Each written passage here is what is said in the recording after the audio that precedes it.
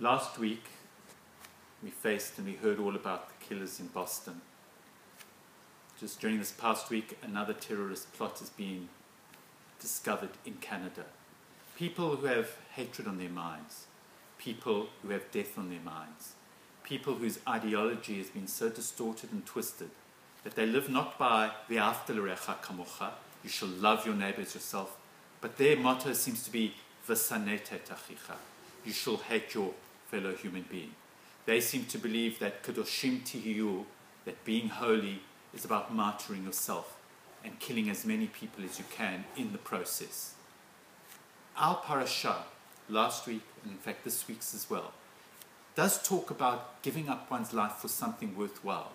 It talks about martyrdom, nikdashtam, and you shall sanctify your lives for the name of Hashem. But for us as Jews, sanctifying our lives has never been about celebrating death. Even at the beginning of this week's parasha, which is Emor, and it speaks about the Kohanim and the role of the priests within the temple and within Jewish life, it says that the priests had to deliberately, the Kohanim had to deliberately detach themselves, remove themselves from death.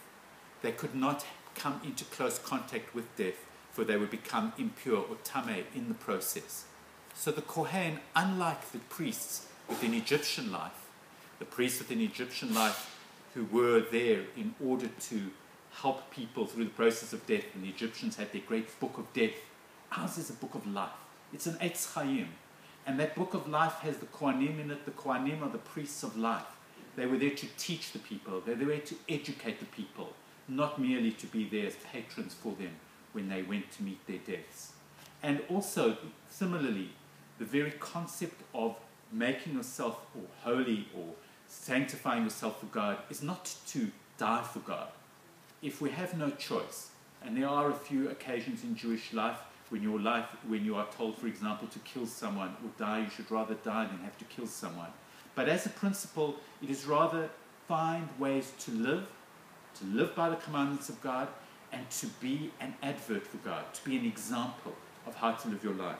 So similarly, when in the Talmud they are discussing this particular principle, they say that the highest level, the highest fulfillment of sanctifying God's name, says the Rambam here, he says it is about it when a Torah scholar speaks softly and kindly to all creatures, receives everyone with warmth and respects even those who denigrate him, and this person conducts his business dealings in good faith.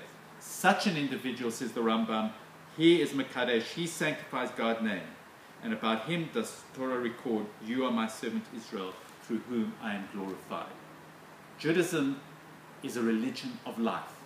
It is to choose to live our lives v'chai by him, and it's to raise a glass of wine, to raise the cup of life, and to say LeChaim to life.